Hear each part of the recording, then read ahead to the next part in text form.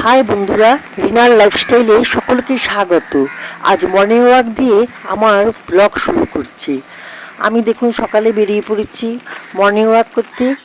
বাইরে খুব বৃষ্টি হচ্ছে, ঝিরিঝিরি বৃষ্টি। সেই বৃষ্টির জল এই ঝিলের মধ্যে পড়ে কত সুন্দর, কত মনোরম দৃশ্য লাগছে। এখন সে গরমটাও নেই, বেশ ওয়েদারটাও ভালো। কিন্তু বৃষ্টি হলে কি হবে, সবাই দেখি সবার কাজে বেরিয়ে পড়েছে। বাচ্চারাও স্কুলে যাচ্ছে, সবজিওয়ালারাও সবজি নিয়ে বেরিয়ে পড়েছে, রিক্সাওয়ালারাও রিক্সা নিয়ে বেরিয়ে পড়েছে। আমি হাঁটতে শুরু করলাম, আমার মতো অনেকেই মর্নিং ওয়াক করছিল।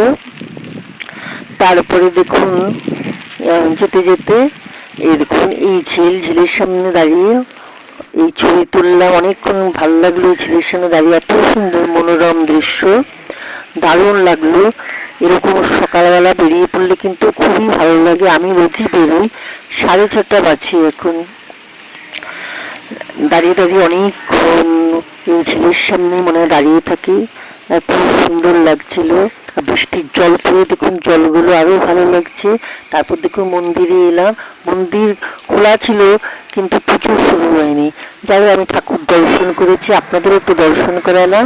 তারপরে আবার হাঁটা শুরু করলাম। এ দেখুন বাচ্চাদের স্কুল, সব বাচ্চারা দেখলাম লাইন দিয়ে স্কুলে ঢুকে পড়েছে।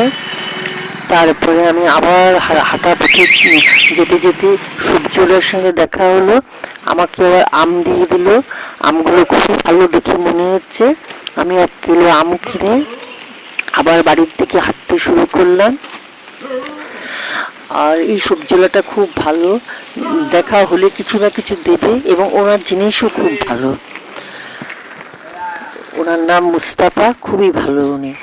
তারপরে দেখুন আবার আমি আসছি, কি সুন্দর ঝাউ গাছ, চারিদিকে ঝাউ গাছ। আমাদের জায়গাটা কিন্তু খুবই সুন্দর। তারপর পাখির ডাক, এত সুন্দর সুন্দর পাখির ডাক, সকালবেলাটা খুবই ভালো লাগছিল। তারপরে এই দেখতে দেখতে আসছি, দেখুন এখানেও আমি অনেকক্ষণ দাঁড়িয়ে থেকে এই দৃশ্য উপভোগ করলাম। তারপরে হেঁটে আমি বাড়িতে আসছি।